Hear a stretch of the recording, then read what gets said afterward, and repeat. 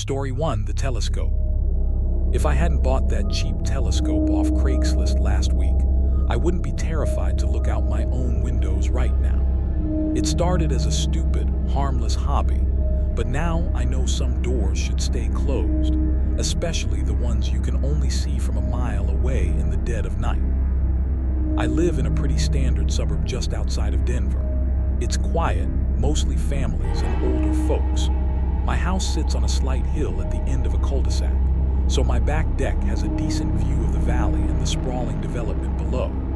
I've always been mildly into astronomy, so when I saw a decent-looking Celestron telescope listed online for $50 by some guy named Gary in the next town over, I jumped on it. When I picked it up, Gary was acting weird. He wouldn't make eye contact and he practically threw the tripod into my trunk. He just muttered that he didn't have the stomach for it anymore and sped off before I could even hand him the cash. I should have taken that as a red flag, but I was just stoked about the deal. I set it up on my deck that night. The first few nights were normal. I looked at Jupiter's moons, tried to find Mars. It was cool, but you know how it is. Eventually, you get bored of looking at dots of light millions of miles away, and you point the thing at something closer to home. I started panning across the neighborhood below around midnight. It felt a little invasive, like I was spying. I saw blue light flickering in living rooms where people were asleep in front of TVs. I saw a coyote trotting down an empty street. Normal suburban stuff. Then I swung the scope toward the far edge of the development, where the new houses stop and this dense patch of undeveloped woods begins. There's an old farmhouse situated right on that tree line that's been abandoned for as long as I've lived here. The windows are usually boarded up with plywood. Except that night, through the lens, I saw a faint orange glow coming from a second-story window. The boards were gone. I focused the knob. The magnification on this thing was incredible, way stronger than it should have been for a $50 scope. It felt unnatural how clearly I could see into that room a mile away. Inside the room, it looked totally bare, just peeling wallpaper and a single bear bulb hanging from the ceiling. And standing directly under the light was a person. They were facing away from the window, staring at a blank wall. They were wearing dark, baggy clothes. I watched for 20 minutes, my eye watering against the eyepiece. They didn't move, not an inch. They just stood there stiffly, like a statue. It gave me a really bad vibe, a deep pit in my stomach, so I capped the lens and went inside. The next night I told myself I wouldn't look, but curiosity is a curse. At 1:00 a.m., I was back on the deck. The light in the farmhouse was on again. I put my eye to the scope, my breath hitched. This time, the figure was facing the window. It was too far and too dark to make out facial features, just a silhouette against the yellowish light. But I got this sickening feeling that they weren't just looking out at the night. It felt like they were looking right back at me, up on my hill. I tried to rationalize it. I was a mile away in the pitch black. There was no way they could see me. I zoomed in as far as the scope would physically go. The image got blurry for a second, distorted by the atmosphere, and then snapped into terrifying clarity. My blood ran cold. It wasn't a person. Up close, the skin looked waxy and crude. It was a mannequin, but that wasn't the scary part. The mannequin was wearing a gray hoodie with a specific college logo on it. It was my hoodie, the exact same one I was wearing right then on the deck. I froze, my heart hammering against my ribs. I looked down at my own chest, then back into the eyepiece. The mannequin in the abandoned house lifted a stiff, plastic arm and pointed. It wasn't pointing at me. It was pointing somewhere behind me. I spun around on the deck, heart in my throat. Nothing but my dark backyard and the closed sliding glass door leading into my kitchen. I turned back to the telescope, shaking. The room in the lens was empty now. The light was gone. Pure panic set in. I grabbed the telescope just to get it inside, to get away from it. As I fumbled with the tripod, I heard it. It was a faint scratching sound, like fingernails on wood. It wasn't coming from the woods a mile away. It was coming from inside my house, downstairs near the front door. I bolted into my bedroom and locked the door. I pushed my heavy oak dresser against it.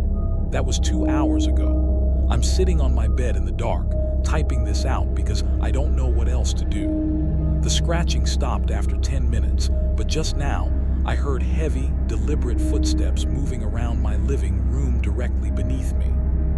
They sound stiff, clunky, like hard plastic hitting hardwood floors. I just realized why Gary was so desperate to get rid of this thing. It doesn't just let you see things far away. It acts like a bridge.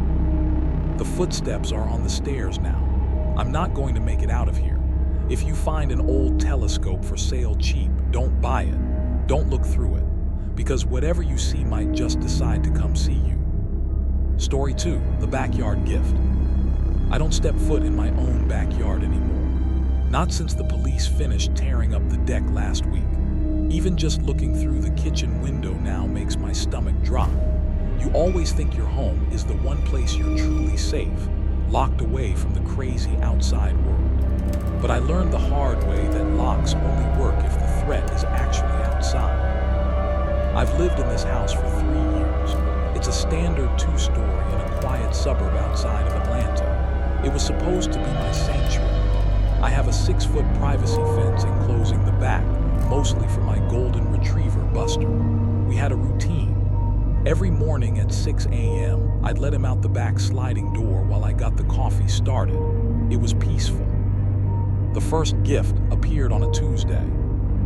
I opened the slider for Buster and I almost stepped on it. Sitting dead center on the welcome mat was a smooth, perfectly round black stone. It looked polished, strangely out of place against the dusty concrete. I picked it up. It felt unnaturally cold and heavy. I figured some neighborhood kid tossed it over the fence. I chucked it into the flower bed and forgot about it. 2 days later, another one appeared. This time it was sitting on the arm of my patio chair. It was a small figure carved from pale, unfinished wood. It was crude, no bigger than my thumb, but it had distinct features carved into it. Short, spiky hair and a small goatee. My stomach tightened. I have short, spiky hair and a goatee. That sent a genuine chill down my spine. It felt personal. I locked the slider that night and double-checked the fence perimeter with a flashlight. No holes, no loose boards, no signs that anyone had climbed over. By Saturday, things got real. I woke up around 3 a.m. to Buster growling low in his throat, packing by the back door. His hackles were raised. I turned on the porch light, heart hammering. Sitting right in the middle of the glass patio table was a dead robin. It hadn't been mauled by a cat or hit a window. It was perfectly intact. Its wings were neatly folded against its body, and a piece of rough brown twine was tied around its little neck in a neat bow. I called the non-emergency police line. An officer came out, took a report, and shrugged. He said without a suspect or threats, there wasn't much they could do. He suggested I get a camera. I bought a cheap trail cam that afternoon and strapped it to the big oak tree facing the house, hiding it as best I could among the leaves. I didn't sleep much that night. Every creak of the floorboards made me jump. I kept imagining someone silently dropping over the fence, creeping around my yard while I slept just yards away. The next morning, I rushed downstairs. The patio was empty, no gifts. I almost felt relieved. I grabbed the SD card from the trail cam and plugged it into my laptop at the kitchen table. The camera activates on motion. There were over 50 files. My hands were shaking as I clicked through them. Most were just wind blowing branches or Buster taking a midnight pee. Then I got to the file timestamp 3:17 a.m. The footage was grainy black and white night vision.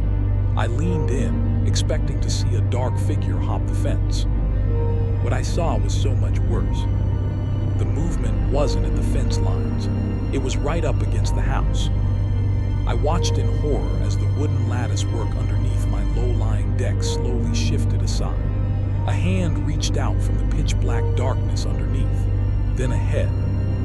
It was a man. He was painfully thin, with filthy, matted hair hanging over his face. He crawled out slowly, unfolding his limbs like a spider. He wasn't coming into my yard. He was already there. He stood up, stretched his back, and then walked right up to the sliding glass door. He pressed his greasy face against the glass, staring into my dark kitchen. He stood there for a solid minute, just breathing on the glass. Then he turned his head and looked directly at the oak tree where the camera was hidden. He knew it was there. He smiled. It was a rotting, horrible grin in the infrared light. He didn't leave a gift on the table this time. He just slipped something flat under the doormat before crawling back into the darkness underneath my deck. I was on the phone with 911 before the video finished. The cops found a nest underneath the deck, a filthy sleeping bag, dozens of food wrappers, and a bucket he used for a bathroom. He'd been living there for weeks, right beneath my feet every time I stepped outside to grill. They didn't catch him. He must have heard the sirens and slipped out the side gate. Before the lead officer left, he handed me what they found under the doormat. It was a Polaroid photo. It wasn't taken outside. It was taken from inside my bedroom closet, looking out through the slats of the closet door at me, sound asleep in my bed. Story 3, the midnight argument. If you have ever heard your own name called out in an empty house, you know that split second of pure, ice-cold dread. Now, imagine hearing your wife screaming at you from the kitchen, even though she is fast asleep right next to you. That is the reality I have been living with for the last 48 hours, and I am starting to realize that the person in my bed might not be the one I should be worried about. My name is Jason. My wife Emily and I moved into a small, fixer-upper ranch house in a quiet suburb of Columbus, Ohio, about 6 months ago. It is the kind of neighborhood where people leave their porch lights on, and the only late-night noise is the occasional distant siren from the highway. We were happy, or at least we were trying to be. Like any couple, we had our rough patches. We had been arguing a lot lately about money and my long shifts at the warehouse. A few nights ago, I woke up around 2:15 a.m. The house was freezing. I rolled over to pull the comforter up, and that is when I heard it. A muffled, angry voice coming from downstairs. "I cannot believe you did this, Jason. You are so selfish." It was Emily. I would know that voice anyway. It had that specific sharp edge she gets when she is truly hurt. I felt that immediate, heavy pit of guilt in my stomach. I figured she had gotten out of bed, gone to the kitchen for a glass of water, and was stewing over our fight from earlier that evening. I sighed, rubbing my eyes, and reached over to the other side of the bed to see if she was gone. My hand hit something warm and soft. I froze. I looked to my left. Emily was right there. She was buried under the blankets, her back to me, breathing in the slow, rhythmic way she does when she is in a deep sleep. "Jason, answer me." The voice from downstairs screamed again. It sounded identical. The same pitch, the same frantic breathing between words.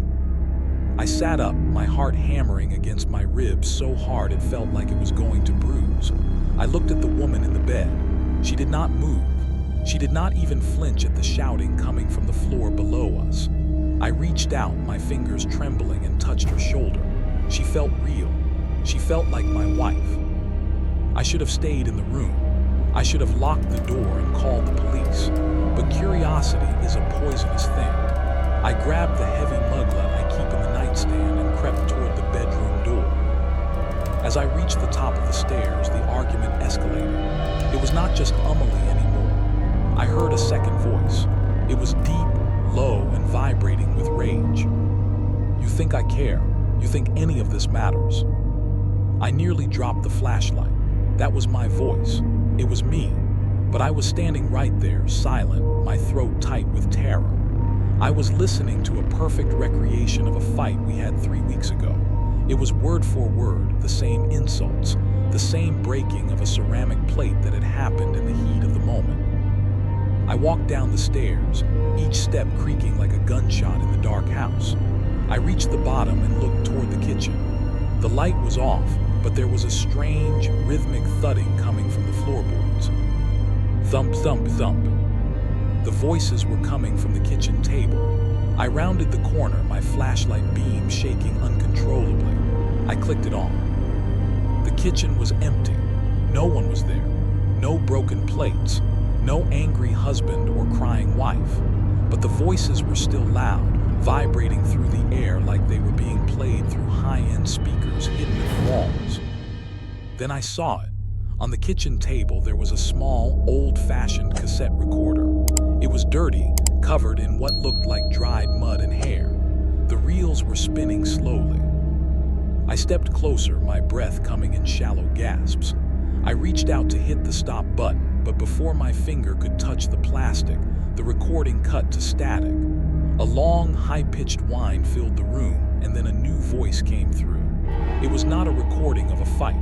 It was a live feed. "Jason, he is right behind you." It was Amelie's voice, but it sounded like she was speaking from inside a deep well. I spun around, swinging the flashlight. The beam hit the doorway leading back to the stairs. Standing there was Amelie, or at least it looked like her. She was wearing the same silk pajamas she had gone to sleep in, but her posture was wrong.